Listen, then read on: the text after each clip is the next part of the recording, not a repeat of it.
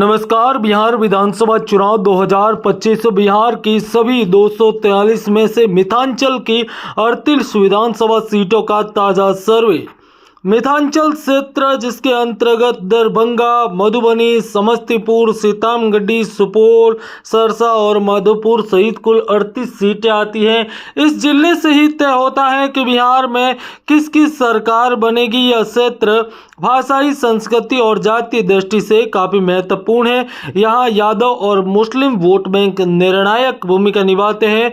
इस क्षेत्र से AIMIM चुनाव लड़के इस चुनाव को और भी रोचक बना देती है। दरभंगा, मधुबनी, समस्तीपुर, सीतामढ़ी, सुपौल, सहरसा और मधेपुरा की बात करें तो इन क्षेत्रों में काफी अच्छी स्थिति है। यादव मुस्लिम गठबंधन का दबदबा। जब से JDU RJD गठबंधन टूटा है, महागठबंधन को नुकसान हुआ है, लेकिन RJD कांग्रेस मिलकर फिर न्यूनतम समीकरण बना रहे हैं। पिछले हार के बावजूद मधुबनी और समस्तीपुर में महागठबंधन के प्रदर्शन को लेकर चर्चाएं हैं। महागठबंधन और NDA फिर गांव और शहर बढ़त लेता हुआ नजर आ रहा है। दरभंगा और सरसा में बीजेपी मजबूत नजर आती है।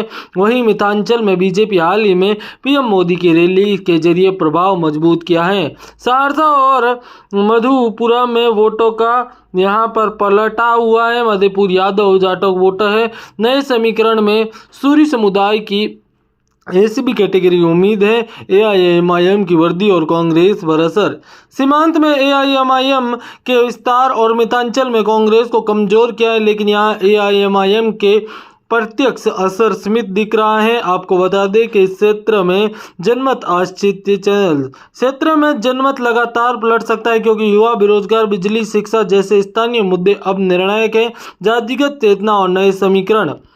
मिथिलांचल के 38 सीटों पर कांटे की टक्कर है। तो चलिए जिलेवार जानते हैं। दरभंगा की 7 सीटों में NDA को 4, महागठबंधन को यहां पर 3 सीटें मिल रही है। 2020 में NDA को 5, महागठबंधन को 2। मधुबनी में जहां 2020 में NDA को 2, महागठबंधन को 5 सीटें मिली थी, NDA की 1 सीट की बढ़त के साथ 3 सीटें हो रही है, तो महागठबंधन को 4 सीटें मिल रही है। समस्तीपुर में 2020 में NDA को 4 तो महागठबंधन को 2 सीटें मिली थी, तो इस बार दोनों ही पार्टियों के बीच कांटे की टक्कर है। दोनों को 3-3 सीटें मिलती हुई नजर आ रही है। सीतामढ़ी की बात करें तो NDA को 2, महागठबंधन को 4, सुपौल की NDA को 1, महागठबंधन को 3, सहरसा से NDA को 2, महागठबंधन को 2 और माधेपुर में पिछले चुनाव में 2-2 मिली थी। इस बार महागठबंधन को 2 और NDA को भी 2 सीटें इस बार भी मिलने के आसार नजर आ रहे हैं।